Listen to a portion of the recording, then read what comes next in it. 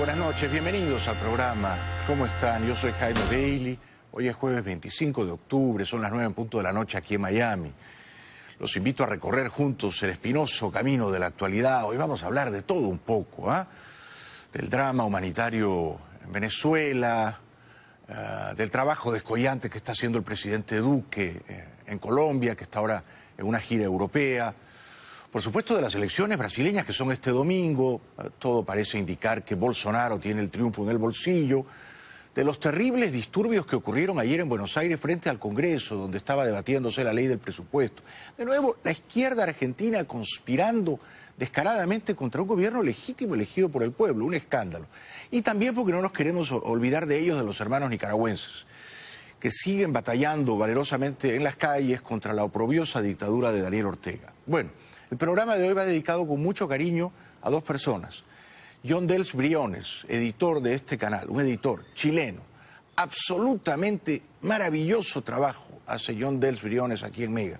Gracias de corazón, Yondels, por enriquecer este programa y este canal con tu valiosísima contribución. Y también, por supuesto, a uno de los grandes jefes, a Martín González, venezolano de origen, que es uno de los que mandan aquí en el canal, que siempre resuelve los problemas y apaga los incendios. Gracias, Martín. Bueno, como comentamos anoche, a María Corina Machado, que es probablemente en este minuto la lideresa con más credibilidad de la oposición venezolana, la emboscaron y la atacaron en una población del estado Bolívar llamada Upata.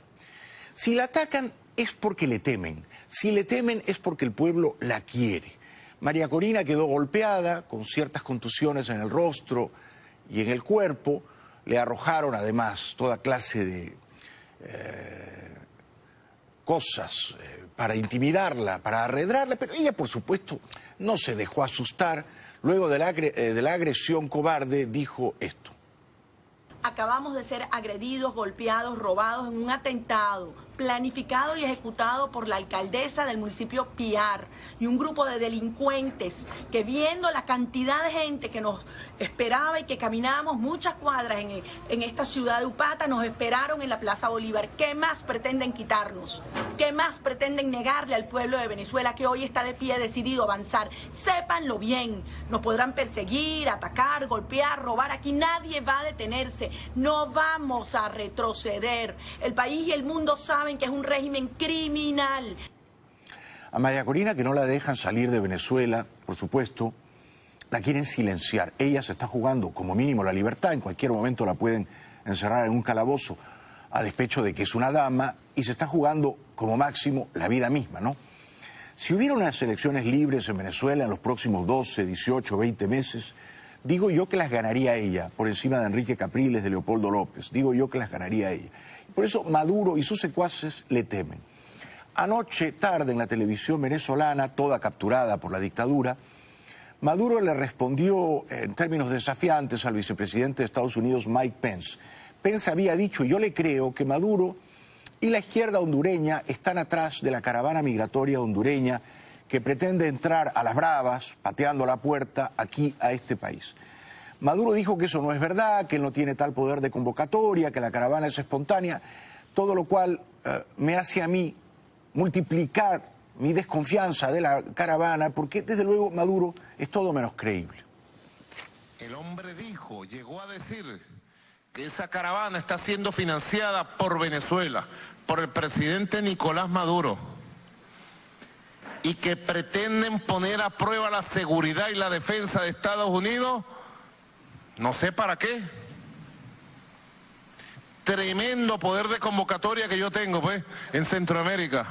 Mike Pence. Y ellos son capaces de hacer cualquier cosa en el mundo.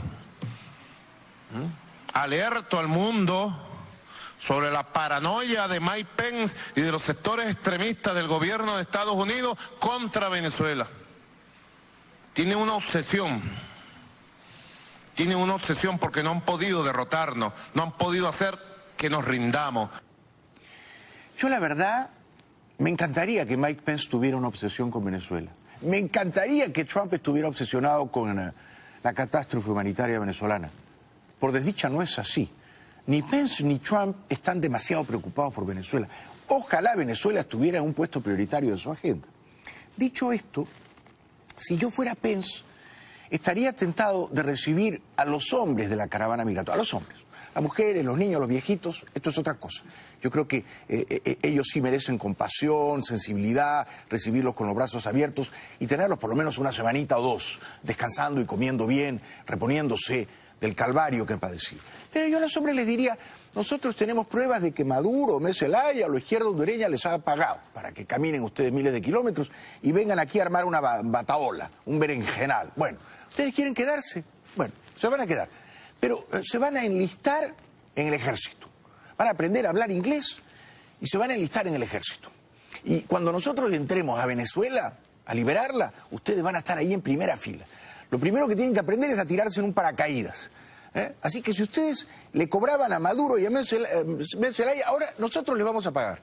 Pero van a defender la causa de la libertad. ¿Les da miedo? Se vuelven. No entran. ¿Quieren hacerlo? ¿Quieren estar con nosotros y formar una fuerza multinacional para liberar a Venezuela? Bueno, vayan aprendiendo a hablar inglés y a tirarse en paracaídas y a disparar armas de fuego. Otro que está furioso con los Estados Unidos y con una mujer que no está en política, porque es una actriz, y una actriz que defiende causas humanitarias, es una activista por los derechos humanos, es un alma buena. Está furioso con Angelina Jolie, el matón de Diosdado Cabello. ¿Por qué está enojado con ella? Porque Angelina viajó al Perú. Y en Lima y en la población al norte, fronteriza con Ecuador, Tumbes, Angelina se reunió con los venezolanos, los escuchó, los abrazó, se hizo fotos con ellos y los defendió. Y dijo, esta gente no viene buscando caridad o dádivas, esta gente quiere oportunidades para trabajar. Bueno, Cabello masacra viciosamente a la pobre Angelina, sugiere que ella defiende estas causas humanitarias porque le pagan. Se apareció una actriz. Allá en Perú se presentó una actriz que ama al pueblo de Venezuela. Tanto que lo ama que usted le pregunta cuántos habitantes tiene Venezuela y no tiene ni la más mínima idea. ¿Dónde queda Venezuela? Les garantizo que ni sabe, pero ama a Venezuela y está preocupadísima por lo que pasa en Venezuela. Son agentes del imperialismo, de la CIA, del Pentágono, de todos esos cuerpos que tiene el imperialismo para actuar. Y le meten una lágrima que le corre por en ríos para que el mundo crea que el imperialismo han tocado el corazón de una estrella de Hollywood. Carajo. Bueno, el ladrón juzga según su condición, ¿no? Cabello, por supuesto, es incapaz de imaginar que una persona puede ser idealista, puede tener ideales, no intereses monetarios, crematísticos, ¿no? Este sujeto es un miserable. Al contrario, si Angelina Jolie quisiera actuar, estaría seguramente rodando una película y le pagarían entre 8 y 10 millones de dólares. Ella deja de actuar para viajar por el mundo defendiendo causas humanitarias, defendiendo a las víctimas, a los oprimidos, a los desheredados de esta tierra. O sea, lo de Angelina es particularmente noble y admirable, pero, por supuesto, Cabello, que es un animal rastrero, abyecto, es incapaz de ver en el otro la virtud que él no posee y no va a poseer nunca. Porque ellos, Cabello, Maduro y sus secuaces, todo lo hacen, por supuesto, todo lo hacen pensando en su beneficio personal, ¿no? En su más mercenario beneficio personal. ¿Cuánto hay para mí? ¿Con cuánto me quedo yo? ¿Cuántas cuotas de poder me corresponden? ¿Cuántos guardaespaldas me protegen? ¿Cuántos aviones privados son míos? Entonces ellos son incapaces de imaginar que un alma buena como Angelina va a defender a las víctimas de esa dictadura. Maduro, entre tanto, celebrado también por sus subordinados, por sus turiferarios, por sus acólitos. Es una especie de papa demoníaco rodeado de un montón de monaguillos bobos. Maduro se ríe, y se ríe con desvergüenza. Y desdeña, menosprecia a ciertos chavistas que empiezan a cuestionarlo. Chavismo originario Maduro. Qué vulgaridad tratar de llamar chavismo originario a la descomposición, a la corrupción, a la putrefacción de alguna gente. Tratar de disfrazarse de chavismo originario. Qué vulgaridad, ¿cuántos miles de dólares habrá detrás de esa jugada? ¿Ah? Qué vulgaridad buscar las peores caras de la corrupción de estos años para decir que es chavismo originario. ¿Ustedes saben qué es el chavismo originario? El pueblo en las catacumbas, luchando por esta patria. Ese es el chavismo originario y lo llevamos aquí en las venas, en las venas. Reunión con intelectuales. ¿Qué clase, qué catadura de intelectuales son aquellos que se reúnen a aplaudir a un dictador genocida? ¿Qué entiendo yo por chavismo originario? Me permito discrepar del autócrata venezolano. Chavismo originario me parece que fue febrero de 1992. Carlos Andrés Pérez era presidente, lo había elegido el pueblo, era muy impopular, pero era legítimo. Y Chávez, teniente coronel, conjurado con un montón de sus amigotes militares en actividad, trataron no solo de derrocar a Pérez, sino de matar a Pérez, a su mujer y a sus hijas. Asaltaron la casona y el Palacio de Miraflores. Fracasaron. ¿Por qué fracasaron? Porque Chávez se acobardó. Chávez se quedó en el Museo Histórico de la Planicie, no bajó con sus hombres y sus tanques. Vio que tenía el golpe en contra, se pasmó de miedo, se quedó atado al miedo y no intervino. Diosdado Cabello, es bien conocido, se miccionó en los pantalones. O sea, estos que ahora son valientes porque tienen poder, en esa hora crucial aciaga, se acobardaron. ¿Ah? Ese fue el chavismo originario. Todo lo malo se desprendió de aquel primer golpe, de aquel zarpazo pérfido contra la democracia. Vamos a la publicidad y luego seguimos repasando la actualidad. Hoy, jueves 25 de octubre, voy a compartir con ustedes, luego de esta pausa, todo lo último de la gira muy provechosa del presidente colombiano Duque por Europa, y también las últimas imágenes, todas ellas verdaderamente conmovedoras, de los caminantes venezolanos en busca de la libertad. Muchos de ellos no saben dónde van a terminar viviendo, pero sueñan con la libertad. ¿Cómo no estar con ellos? Ya volvemos. Bienvenidos de vuelta al programa. Hoy es jueves 25 de octubre y estamos recorriendo juntos el camino de la actualidad. El presidente colombiano Iván Duque está en Europa. Se reunió con su santidad, el cardenal Bergoglio, o el Papa Francisco, o el aliado de Cristina Kirchner, ¿ah? O el valedor de los sindicalistas mafiosos argentinos como los Moyano. No se entiende que la Iglesia argentina esté boicoteando al gobierno democrático de Macri. No se entiende. No se entiende de qué lado está el Papa y la Iglesia argentina. Esto es increíble. Está del lado de la mafia. Cristina es la mafia. Los Moyano son la mafia. Bueno, después de estrechar las manos de su santidad, algo que yo seguramente nunca haré, Iván Duque concedió una entrevista y dijo que se opone al diálogo con el dictador venezolano Maduro. ¿Qué tal, señores? Diálogo con un dictador que lo que está es cometiendo crímenes sistemáticos todos los días, yo creo que no ha producido ningún resultado hasta ahora. Lo que debe buscar la comunidad internacional es que el dictador salga del poder y que se haga una transición para que los venezolanos puedan recuperar sus libertades. En algún momento se ha dicho que usted era favorable a una intervención militar para derrocarle. ¿Es esa una realidad? Siempre he dicho todo lo contrario. Siempre he dicho que la solución no es una solución militar, porque eso es lo que siempre ha querido el dictador. El dictador ha querido crear el demonio de una intervención militar para valerse de ese argumento y perpetuarse en el poder. Y entonces ese deseo del dictador de perpetuarse en el poder. Bueno, lo veo cansado a mi querido amigo Iván Duque. Cuando uno está cansado tropieza así con las palabras. Dicho eso, discrepo de él, pero discrepo amigablemente de él. Yo sí creo que habrá que usar tarde o temprano la fuerza. Y la fuerza proviene de las armas. Y las armas las tienen los militares. Y son ellos quienes saben usarlas, al menos en teoría, ¿no? Ahora, puede ser que la fuerza se origine en Venezuela misma o afuera. Pero es verdad que Iván Duque siempre, y lo ha dicho aquí repetidamente también, se ha opuesto a una invasión militar o humanitaria usando la fuerza en Venezuela. O sea que me gusta que aclare a la reportera sin levantar la voz, sin enojarse, ¿no? Con el talante tolerante de un demócrata. Luego, Iván Duque en esta entrevista dijo que él cree, y yo también discrepo de él, que con sanciones más duras a los principales capos de la narcodictadura venezolana, aquella narcodictadura va a terminar colapsando.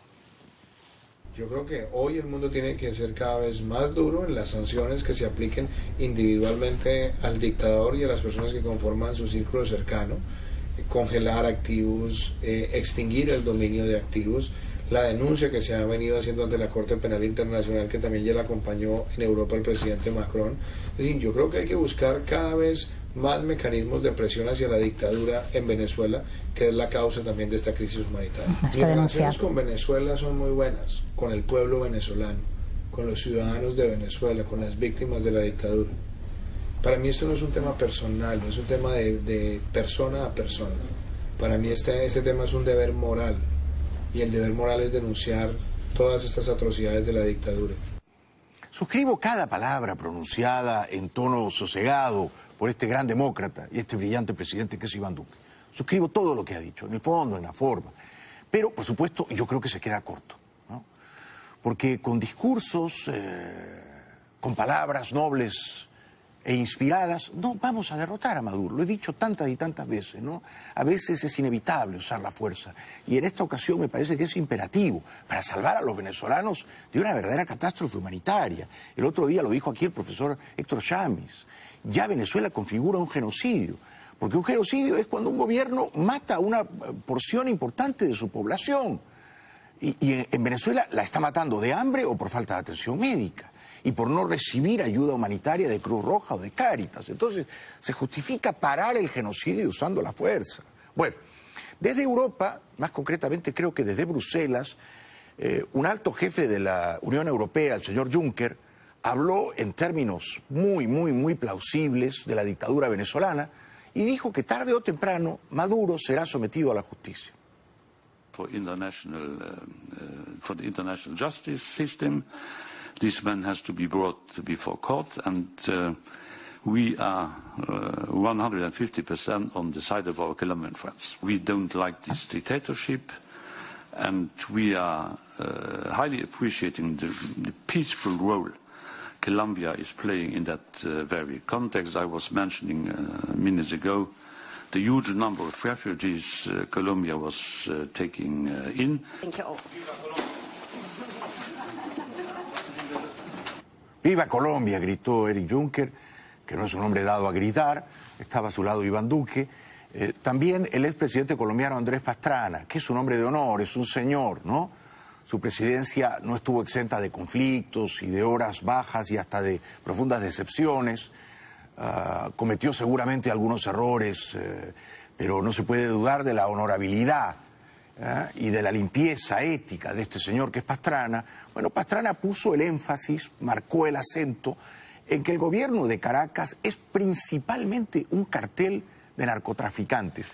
Si esto es así y se puede probar, y desde luego que se puede probar, si es un cartel de narcotraficantes que ha enviado miles de kilos de cocaína a los Estados Unidos en la última década, o en casi las últimas 2 décadas, ¿por qué no se justificaría que este país, el Departamento de Justicia de este país, no digo ya el Pentágono, no digo ya la CIA, el Departamento de Justicia de este país, abriera un expediente contra los capos de ese cartel, que son Maduro, Cabello, Padrino y otros, Tarek El Aissami, abriera un expediente y planteara el desafío de, tarde o temprano, capturar a esos sujetos y traerlos a la justicia aquí? Fíjese usted, la familia presidencial, presa hoy por narcotráfico. El señor Diosdado Cabello, presidente de la Asamblea Nacional, jefe del cartel de los soles del narcotráfico. El señor Tarek El Aissami, ex vicepresidente de Colombia, jefe del cartel de los soles y socios de los mexicanos. Esto dicho, ¿por qué? Por los Estados Unidos.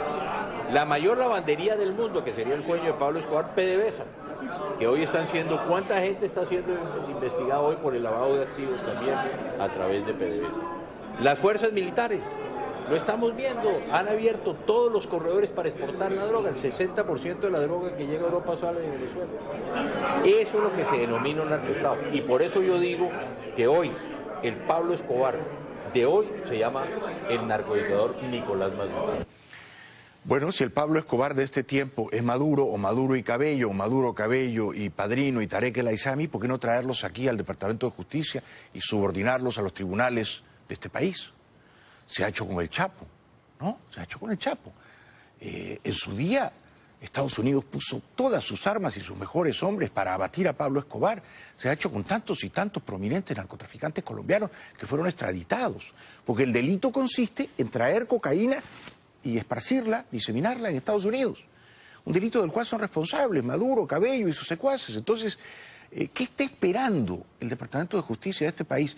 Si procesaron a los mafiosos de la FIFA por repartir sobornos en Estados Unidos, por quebrantar las leyes aquí también en Estados Unidos, y los metieron presos aquí. Si procesaron a mafiosos de la FIFA, ¿por qué no procesan, por qué no encausan, acusan criminalmente a los narcotraficantes venezolanos? Bueno, publicidad y luego todo lo último de la caminata por la libertad, no ya de los hondureños, que también informaremos de ella, pero he aprendido a desconfiar de esa caminata porque mis fuentes me dicen que no todos, pero algunos están espoleados monetariamente, sino de la caminata interminable de venezolanos por toda la América del Sur.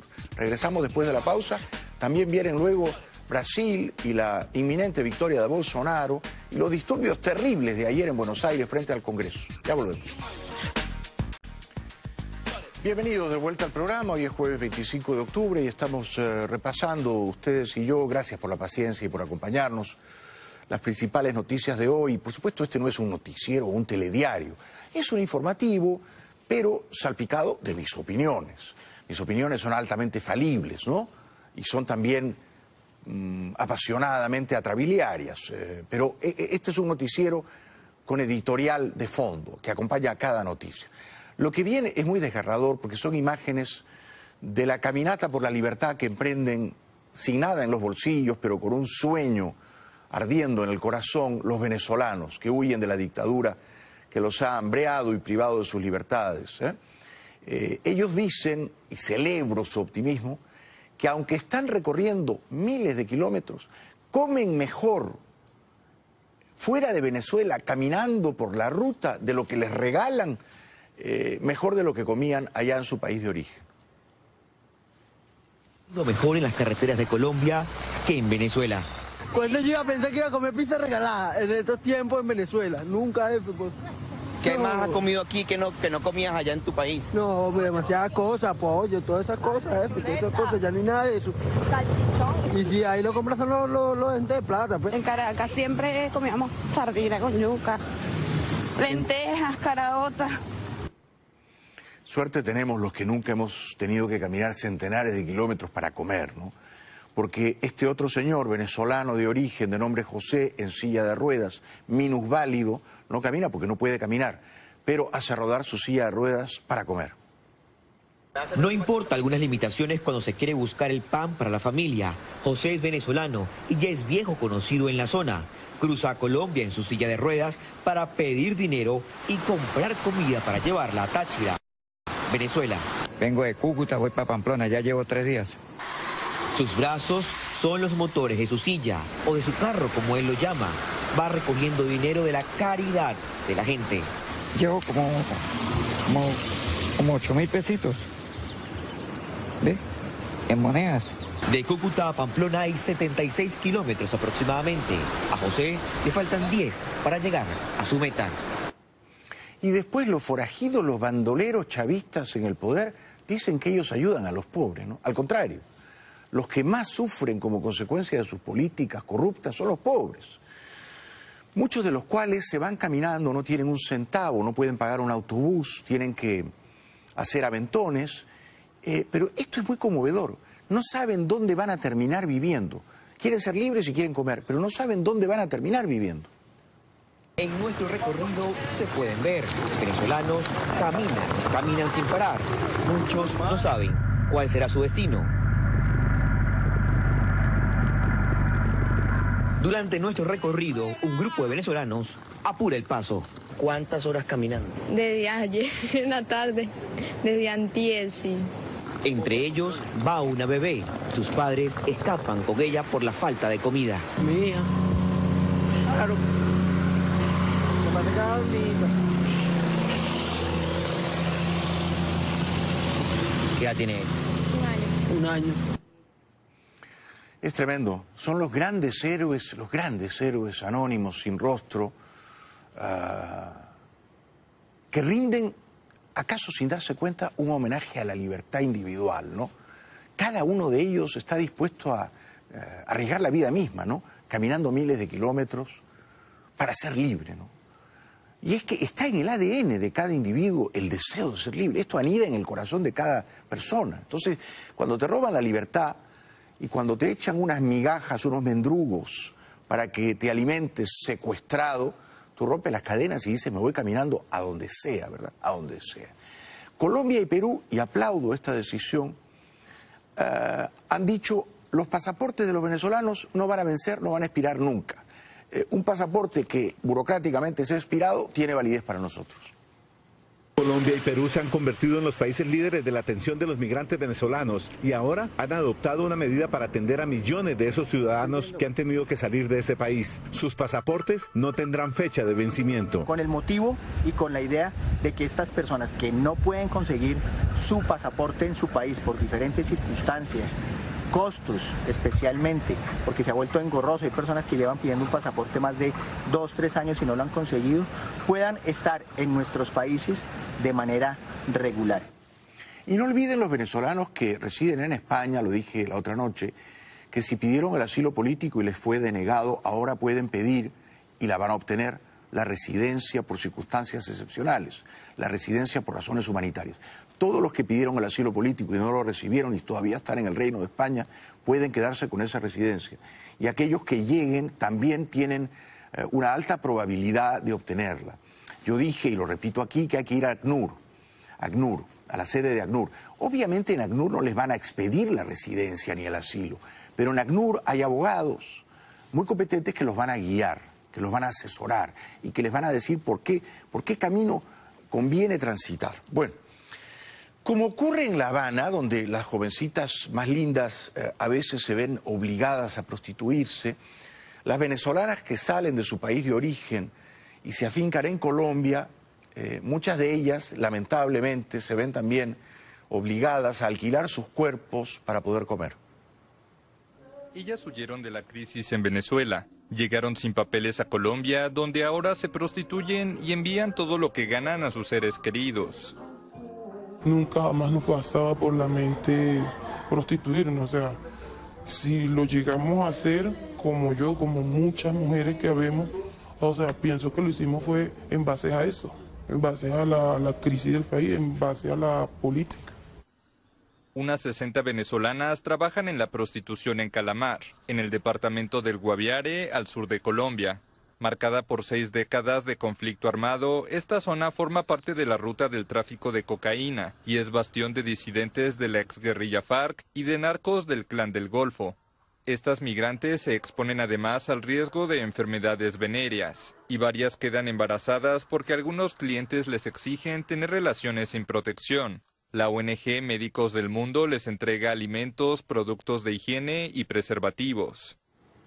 Pobres chicas, pobres chicas. Yo siempre voy a estar del lado de la mujer que se prostituye, siempre. Porque es imposible que una niña a los 6 años uno le pregunte, ¿y tú qué quieres ser de grande? Y que te diga, yo quiero ser prostituta. Nadie nace con esa vocación. La vida te tiene que agredir tan viciosamente, te tiene que humillar con tanta crueldad que no te queda más remedio que prostituirte. Nadie tiene la vocación de ser una meretriz, una hetaira, nadie. Entonces, dicho eso, yo siempre voy a estar del lado de las prostitutas y siempre voy a estar en contra de aquellos desalmados que pagan por una prostituta. Maduro habló de las cajas de comida CLAP. Conseguimos la oferta de empresarios mexicanos para vendernos cajas CLAP con los productos, 24 productos exigidos. Y estamos importando, entre otros países, desde México, parte de los CLAP complementarios para cumplir con los 6 millones de hogares.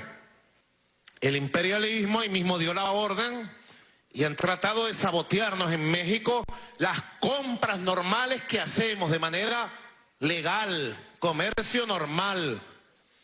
Nadie nos lo financia, nadie nos regala las cajas CLAP desde México. No, claro, no. Las paga Maduro y su dictadura, pero las paga con sobreprecio de 150 a 200%. De manera que los mexicanos corruptos cobran en un extremo y los venezolanos corruptos solo contratan a los mexicanos corrompidos si ellos también se quedan con una parte de la operación. De manera que cobran a ambos lados de la operación. Y una bolsa que debería costar $5 acaba costando 30. Porque los mexicanos se roban 10 y los venezolanos se roban 10. Y el resto son alimentos, muchos de ellos ya descompuestos o en vías de descomposición o no suficientemente frescos para ser consumidos. Esto lo denuncia con toda claridad el diputado opositor venezolano Juan Guaidó, que, como ya es bien sabido, el negocio de las bolsas de comida, que además es un escándalo que Venezuela tenga que comprar bolsas de comida con alimentos básicos a los mexicanos y no sea capaz de producir esos alimentos en su país, que ese negocio, digo, está absolutamente lastrado por la corrupción. El Estado de México denunciaba una red de casi contrabando, productos dañados, con más de 120% de sobreprecio para adquirir, escuche bien, a los venezolanos que hoy no podemos comer 3 veces al día, que hoy no se puede acceder a toda la canasta alimentaria. Estaban traficando con la miseria del venezolano. Resulta que nos estaban estafando con 6 veces el precio a la entrada en puerto. Pero no solamente era que multiplicaban por 6 los precios que declaraban en Venezuela, sino que en México las facturas tenían 112% de sobreprecio. No aceptan ayuda humanitaria porque es el negocio de Maduro y su gobierno comprar alimento con sobreprecio para que el pueblo de Venezuela pase hambre. Es una muy buena explicación la que da el diputado Guaidó. Maduro no quiere que la Cruz Roja, Cáritas o, en fin, el mundo sensible le regale comida. Él prefiere comprarla a los mexicanos. ¿Por qué? Porque ahí roban. Roban los mexicanos y roban los venezolanos. Lo que cuesta $4 o $5 terminan pagando $30, $40. Hay un sobreprecio gigantesco, gigantesco. Bueno, publicidad y luego el testimonio desgarrador. ¿Recuerdan a Ingrid Betancourt, colombiana ella, que fue candidata presidencial, que estuvo secuestrada más de 6 años por la FARC? Bueno, está viviendo en París, es colombiana y es francesa, y rindió un testimonio absolutamente estremecedor a la justicia provisional colombiana sobre los años en que estuvo cautiva y torturada por los terroristas de la FARC. Regresamos con ello después de la pausa. Bienvenidos de vuelta al programa. Hoy es jueves 25 de octubre y estamos repasando juntos la actualidad. Esta noticia es muy tremenda porque nos hace reflexionar sobre el daño incalculable que hicieron los terroristas de las FARC a tantos y tantos individuos en Colombia. Gentes de bien, gentes de paz, creyentes en la democracia. Una de esas personas es Ingrid Betancourt. Fue candidata presidencial, se descuidó, entró en la boca del lobo, la tomaron prisionera, fue rehén de las FARC más de 6 años y ahora rinde un testimonio verdaderamente desgarrador a la justicia provisional colombiana y recuerda cómo los terroristas de las FARC, que no han pagado por esos crímenes, le destruyeron la vida. La excandidata presidencial Ingrid Betancourt rindió su declaración el miércoles ante el sistema de justicia surgido del acuerdo de paz en Colombia. La ciudadana colombo-francesa pasó 6 años secuestrada por la entonces guerrilla FARC junto con otros rehenes entre 2002 y 2008. Yo acuso a las FARC de tortura psicológica contra mí y contra mi familia. En un emotivo relato de más de 2 horas ante los magistrados, la excandidata pidió que la reparación se base en hechos concretos, aunque reconoció que no sabría cómo se podría resarcir a las familias. Solo con la verdad es posible construir una relación con el otro, es decir, con la sociedad, basada sobre la confianza. Yo no sé si ella, que es una mujer admirable y una aprobada demócrata, ha perdonado a sus captores. Yo, que no estuve ahí, no los perdono. No soy capaz de perdonarlos.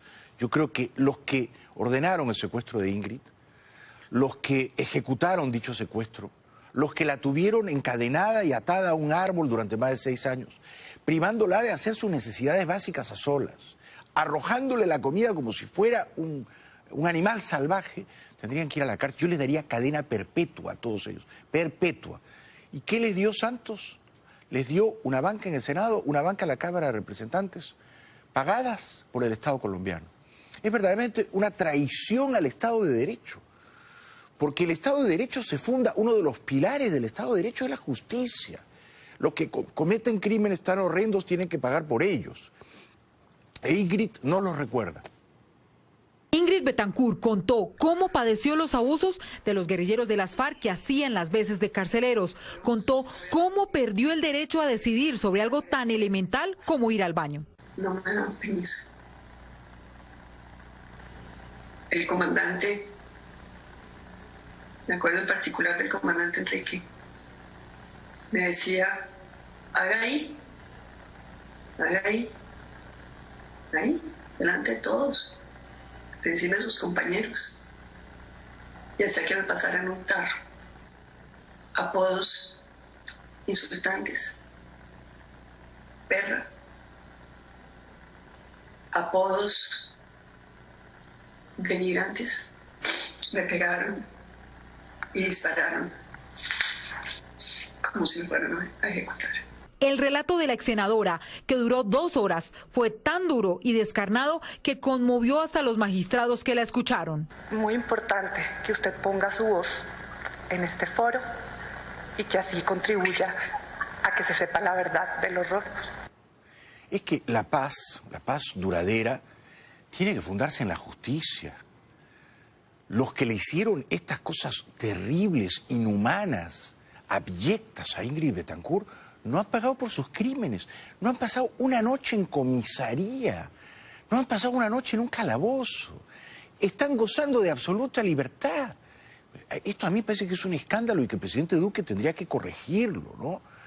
En honor a las víctimas, ya abatidas o todavía respirando, como Ingrid Betancourt, ¿no? Que no merecen, sobre lo oprobio de todo el daño que se les hizo, la ignominia de que sus captores no han pagado por los crímenes. Yo de verdad asisto a este espectáculo perplejo y demudado. Nunca vi una traición semejante, una felonía tan baja como la que ha perpetrado el expresidente colombiano Santos, que es verdaderamente deshonrar a las víctimas de las FARC y premiar a los terroristas. Para mí este es el relato de mi descenso al infierno. Con esta frase, Ingrid Betancourt inició el relato del horror y la barbarie que vivió en cautiverio. Y el guardia bota la comida al piso y me dice, ya no queda nada. ¿Cómo servir en la olla de cada uno de nosotros? Y el guardia escupir en la mía. Tener que irse a bañar en el caño infestado de pirañas cuando no tiene periodo. Nunca se me olvidará el día en que el comandante me hizo dormir en un nido de garrapatas. Ellos sabían y yo no.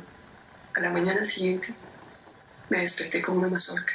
Mis compañeros duraron 2 días sacándome una a una las garrapatas.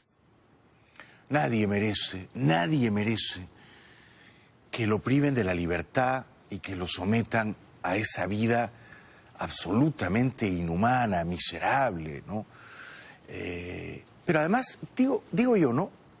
Así como Ingrid no olvida y nunca olvidará, tampoco olvida los nombres y los rostros, sobre todo los rostros, de quienes le desgraciaron la vida. Entonces sería muy fácil decirle a Ingrid, ¿quiénes fueron? ¿Quiénes fueron? Los que te llamaban perra, los que te tiraban la comida, los que te hacían dormir con garrapatas. ¿Quiénes fueron? Entonces, ella sabe quiénes fueron y por lo tanto si ella sabe quiénes fueron, sería más o menos fácil capturarlos y someterlos a la justicia.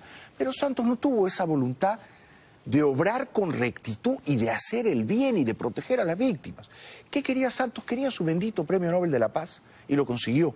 Pero se merecería un Premio Nobel de la ignominia, del oprobio, por haberle hecho ese daño a Colombia. Otra víctima de las FARC, que también fue secuestrado durante años y también fue tratado como si fuera un perro atado a un árbol, encadenado, dice que de noche no podía dormir porque la cadena le atenazaba el cuello, lo sujetaba con tanta fuerza que no podía respirar. El general Mendieta, Dios lo bendiga. Es nuevamente revivir todo el drama, el sufrimiento de lo que padecimos. Es que la cadena, el trato humanitario, entre comillas, que un eslabón, que le permitan un eslabón nada más para que uno pueda respirar más o menos con suficiente oxígeno, porque muchas veces al pasar la noche ese eslabón apretaba el cuello y yo me despertaba casi ya a punto de morirme, porque era una pesadilla inmensa, y al despertar tenía medio cuerpo dormido, desde el cerebro y toda la pierna, y uno hacía movimientos para nuevamente, Dios mío, ayúdame para recuperarme y que no quede paralizado. Bueno, el general Mendieta, así como Ingrid Betancourt, ha preservado su lucidez, ha salido todavía vivo, y presente en este mundo, que ya eso es un milagro. Perfectamente el general Mendieta podría identificar a todos aquellos que le desdicharon la vida. ¿Y dónde están esos sujetos que le desgraciaron la vida? ¿Están presos? No, no están presos. Y el general sabe quiénes son, podría identificarlos, podría hacer identikits, y podría la justicia colombiana ir a buscarlos. Pero no se hace. De momento no se hace. Y es una gran vergüenza. Y es una desgracia para todos los que queremos que se haga justicia en Colombia, ¿no? Iván Duque está en Europa acompañado del canciller Holmes, y dijo que él no va a negociar más con los terroristas del ELN mientras no liberen a todos los secuestrados. Me parece muy bien. En el caso de los secuestros, definitivamente el ELN con estos actos cada vez se aleja más de la aparente voluntad de paz que dicen tener. La voluntad de paz se tiene que materializar en la liberación de todos los secuestrados, y se tiene que materializar con que le pongan fin a todos los actos violentos. Si ellos siguen en esa línea, la fuerza pública tendrá que obrar conforme a la Constitución y conforme a la legalidad. De paso por Bruselas, el presidente colombiano Duque explicó a los europeos, a los inversionistas, pero también a los altos dirigentes políticos de la Unión Europea su agenda.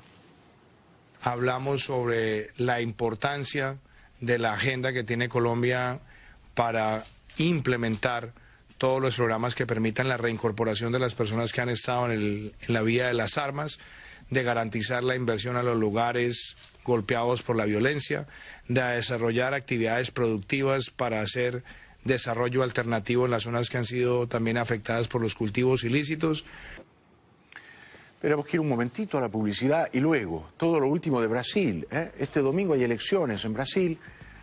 Fernando Haddad, el candidato de Lula que está preso, el delfín de Lula, está haciendo redoblados esfuerzos para cortar la distancia que le lleva el favorito Bolsonaro, que son más o menos 20 puntos. Digo yo, Bolsonaro ya ganó la elección, es muy improbable que la pierda, la tiene ya asegurada en el bolsillo. Y también viene más adelante los disturbios absolutamente escandalosos, antidemocráticos, propiciados por la izquierda argentina, ayer miércoles frente al Congreso, donde se debatía la ley del presupuesto. Ya regresamos. Bueno, este domingo hay elecciones en Brasil. El ex capitán del ejército Bolsonaro, Jair Bolsonaro, que es de ultraderecha, pero de ultraderecha religiosa, militarista, homofóbica, sexista, es una joya el chico. Bolsonaro va a ganar. Va a ganar no porque lo digo yo, porque lo dicen todas las encuestas. Tiene más o menos 60% de intención de voto. Los brasileños están hastiados de la izquierda corrupta de Lula y Dilma. Están hartos del Partido de los Trabajadores, que en realidad es el Partido de los Atracadores. Una banda de asaltantes, una gavilla de ampones, el PT de Lula y de Dilma y de Haddad. Por lo tanto, la mayoría de los brasileños no van a votar por Haddad. Puede que Haddad sea una mejor persona que Bolsonaro. A lo mejor es un señor más virtuoso, que tiene mejores intenciones, que reza en la noche y que se va a ir al cielo. A lo mejor Haddad es una mejor persona que Bolsonaro. Pero esto en política no importa. En política lo que importa no son las virtudes éticas necesariamente, sino las ideas o las propuestas o las percepciones de la gente sobre ellas, sobre las ideas y las propuestas. El que encarna y representa el cambio es Bolsonaro, punto, y por eso va a ganar. Porque la gente en Brasil quiere un cambio. Si las encuestas estaban 60-40, ahora están 58-42, pero el margen es abismal, es sideral. Haddad no va a alcanzar a Bolsonaro, y Bolsonaro va a ganar en parte, pero principalmente, diría yo, porque representa el cambio y porque no pactó con Odebrecht y porque no recibió soborno de Odebrecht, a diferencia de todo el partido de los atracadores del PT. El candidato a la presidencia de Brasil por el Partido de los Trabajadores, Fernando Haddad, confía en una victoria el próximo domingo. En un acto de campaña el miércoles en Sao Paulo, envió un mensaje a su rival en el balotaje, el ultraderechista Jair Bolsonaro. Él va a descubrir que hoy es probable, pero mañana será apenas posible. Va a descubrir el sábado que la cosa se complicó y va a descubrir el domingo que perdió.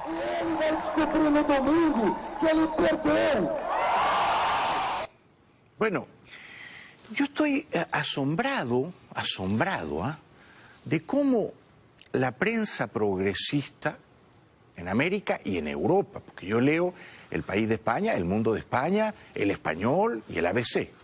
Estoy asombrado de cómo la prensa progresista, las voces liberales, escritores, pensadores, periodistas, dicen que Bolsonaro es un fascista que va a destruir la democracia brasileña. Esto no se puede probar. Yo no creo que ocurra. Brasil es un Estado de Derecho. Gracias a ello, Lula está preso y Dilma fue destituida por el Congreso. Yo entiendo que esto no les guste a los izquierdistas. Yo entiendo. Pero Brasil es un Estado de Derecho. Hay instituciones democráticas, hay contrapeso y equilibrio de poderes. Bolsonaro, por mucho que quisiera, no va a poder destruir la democracia de su país. Y yo no creo que sea un fascista que va a subvertir el orden constitucional, que va a erosionar los cimientos de la democracia y va a instituir una dictadura militar. Me parece que la prensa progresista está exagerando.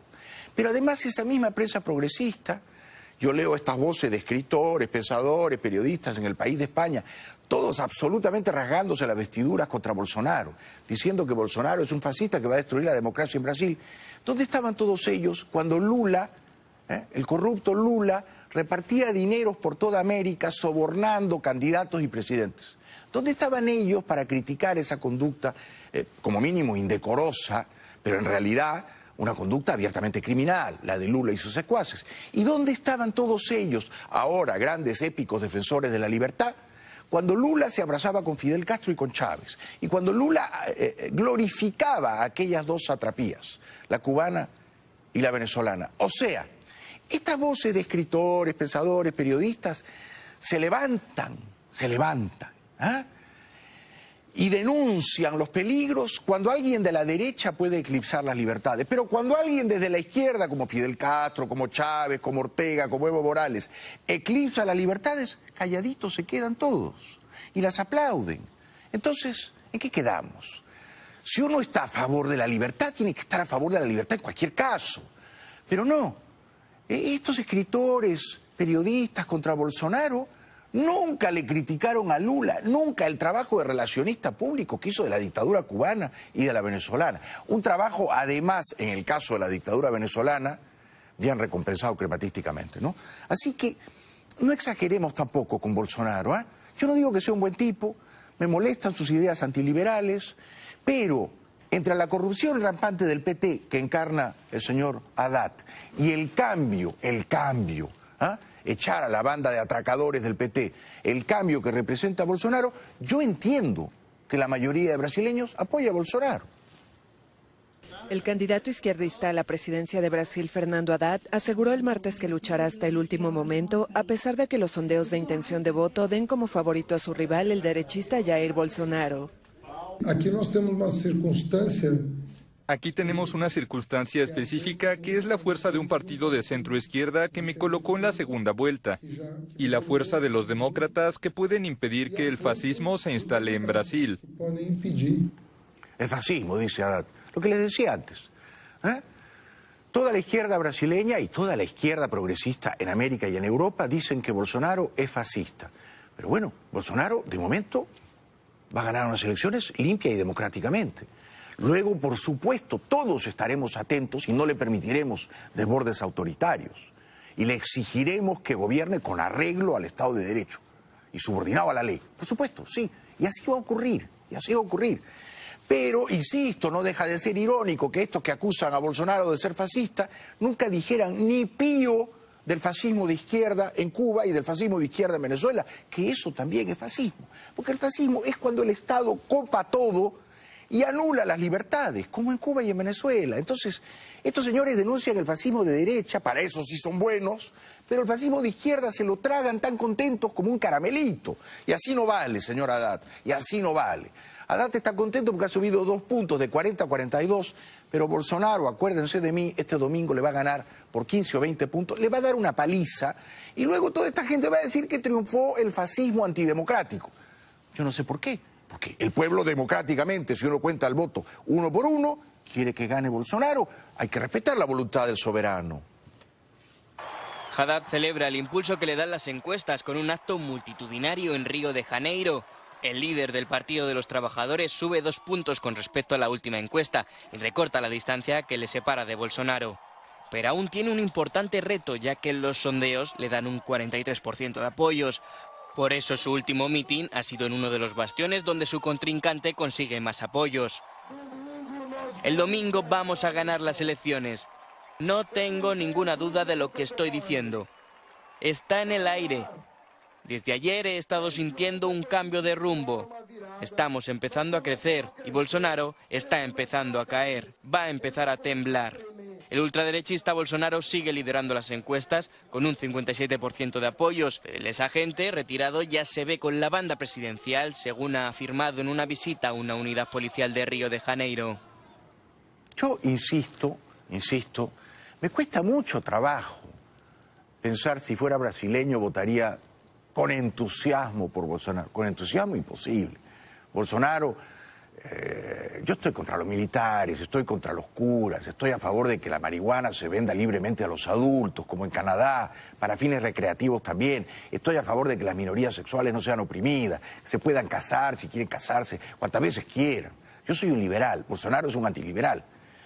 Pero Bolsonaro es el cambio. Entonces, es el cambio desde el punto de vista ético al menos, ¿no? No ha recibido dinero de Odebrecht y de las otras constructoras, OAS, de Petrobras, todo ese festín de la corrupción que encabezó el PT. Entonces, la política a veces nos obliga, la política es así, no a elegir al mejor, al ideal, al perfecto, porque tal cosa no ocurre entre los humanos, sino a resignarnos a elegir el menor de los males. Entre 2 males, ¿cuál es el menor? Entre 2 formas de morir, la cámara de gas y la silla eléctrica, ¿con cuál voy a sufrir menos? Esto es la política. Y entre el menor de los males, yo digo que Bolsonaro es menos malo, aún con los peligros autoritarios que encierra, es menos malo que el PT perpetuándose en el poder sin recibir el escarmiento moral que merece por el robo y el latrocinio masivos que ha perpetrado en los últimos 13 de los 15 años. Sin contar al amigo Temer. Regresamos después de la pausa con todo lo último de Argentina, donde la izquierda, kirchnerista, peronista, no vacila en sacar gente a la calle pagada para tratar de tumbarse a un gobierno democrático. Ya volvemos. Bueno, quisiera compartir con ustedes las imágenes que provienen de Argentina, donde ayer miércoles estaba debatiendo en el Congreso, un Congreso donde el señor Macri no tiene mayorías, la ley de presupuesto, una ley de presupuesto tremendamente odiosa e impopular, pero necesaria. Una ley que trata de bajar los gastos desmesurados del Estado y trata de equilibrar las cuentas fiscales, que es algo que le exige el Fondo Monetario al presidente Macri a cambio de su ayuda. El Fondo Monetario le ha dado 57.000 millones de dólares a la Argentina para los próximos 2 años. A Macri le queda 1 apenas. En octubre del próximo año habrá presidenciales y no tiene nada asegurada la reelección a tenor de las encuestas. Dicho lo cual, quiero hacer un disclaimer, ¿no? Yo apoyé a Macri en el segundo semestre de 2015 cuando le ganó a Scioli. Macri obró el milagro de expectorar del poder a la izquierda chavista, corrupta, ladrona de la Argentina, el kirchnerismo, que llevaba 12 años largos robando en la Argentina, desde 2003 hasta 2015. La señora Cristina se fue despechada, no le entregó los instrumentos de mando a Macri en el Congreso, no quiso ir. Fíjense qué clase de demócrata la señora Cristina, ¿no? Le afeó la toma de posesión a Macri, se la deshonró, se ausentó. Dijo, no, yo no voy, es la derecha. Bueno, ahora Macri ha gobernado todo el 16, todo el 17 y casi todo el 18, ¿no? Está por cumplir 3 años en el gobierno, 3 de 4. Lleva el 75% del mandato. Y las cosas no le salen bien. Yo lo apoyé en campaña, lo apoyé el primer año, lo apoyé el segundo año, incluso compré acciones en la Bolsa Argentina. Confieso, porque dije, esto se va para arriba. La Argentina va a despegar, la Argentina va a ser la nueva Chile, va a ser el tigre de América del Sur. Nada ocurrió. Este año la economía argentina está fría, una brutal recesión, crece el desempleo, la inflación va a ser de 45%, el peso se ha devaluado de enero a octubre, hoy 25, más de 100%, está un poquito menos de 40 pesos por dólar. Todas las noticias económicas son escalofriantemente malas. Dicho lo cual, yo sigo apoyando a Macri, porque no nos queda más remedio, porque hay que bancar a Macri el año y 2 meses que le queda. ¿Cuál es la alternativa? ¿Que vuelva la señora Cristina? Bueno, yo entiendo que el gobierno de Macri sea impopular, lo entiendo. Entiendo que la gente esté cabreada con Macri, entiendo. Pero es un gobierno legítimo, democrático, nacido de las urnas. Te guste o no, hay que esperar a octubre del próximo año para ir a votar. Y si no te gusta y lo repudias, el próximo año en octubre votas por cualquiera contra Macri. Lo que no se puede hacer es lo que hace la izquierda corrupta y mafiosa argentina. Coaligados el sindicalismo mafioso, la iglesia peronista y el kirchnerismo ladrón. ¿Qué hacen? Tratan de tumbarse a Macri. Echan a jóvenes pagados a las calles a protestar vandálicamente frente al Congreso con el objetivo de tumbarse a Macri como en su día, fines de 2001, se tumbaron al señor de la Rúa. Pero Macri no va a renunciar, no se va a dejar arredrar y no se va a subir al helicóptero como de la Rúa y va a dar batalla. Solo por eso, por su impecable credencial democrática y porque la Argentina necesita que Macri tenga éxito, yo no le retiro en esta hora crucial mi apoyo al presidente argentino. Máximo Kirchner, hijo de los expresidentes de Argentina, Néstor Kirchner y Cristina Fernández, declaró el martes ante los tribunales en la causa conocida como los Cuadernos de la Corrupción. Kirchner entregó un escrito al juez Claudio Bonadío en el que alegó que no existe ningún elemento probatorio que justifique su citación a declarar.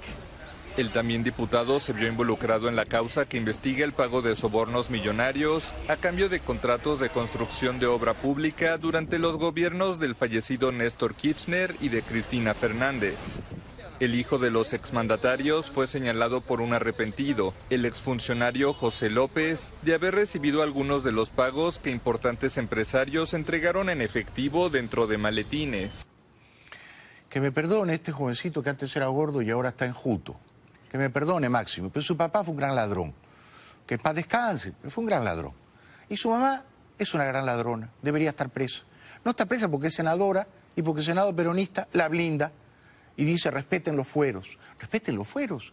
¿Saben cómo era la corrupción en los 12 años de Kirchner? Esto no lo cuento yo, lo cuentan todos los empresarios que están o presos o prófugos o con arresto domiciliario o en condición de colaboradores eficaces de la justicia. Si usted quería un contrato del Estado para, por ejemplo, construir una obra pública, si el contrato costaba 100, el contrato se firmaba por 120 o por 130. Usted recibía 130 y luego le entregaba los 30 de corrupción en maletines, en dólares. Si eran en pesos argentinos, Kirchner, Néstor, te los devolvía.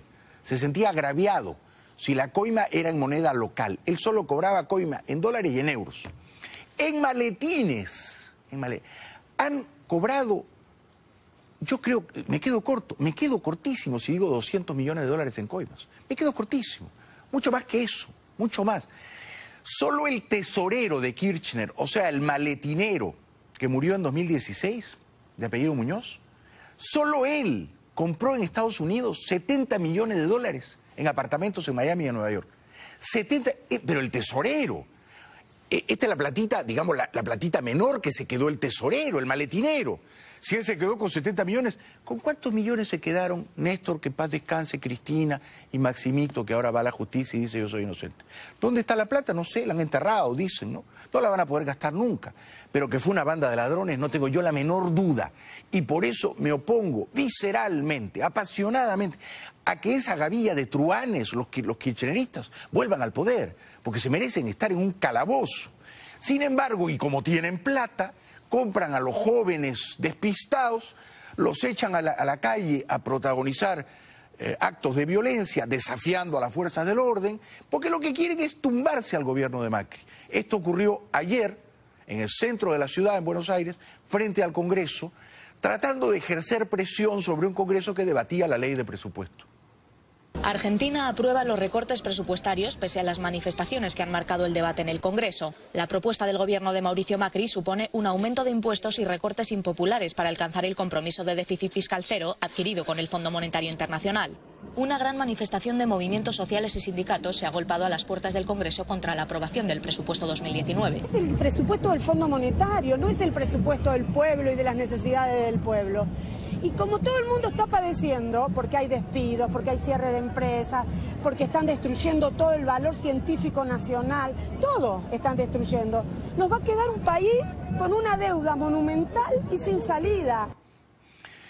Yo lo voy a decir cortito y sin anestesia. A mí Macri me decepcionó. Para mí Macri ha hecho un gobierno mediocre, casi diría indefendible.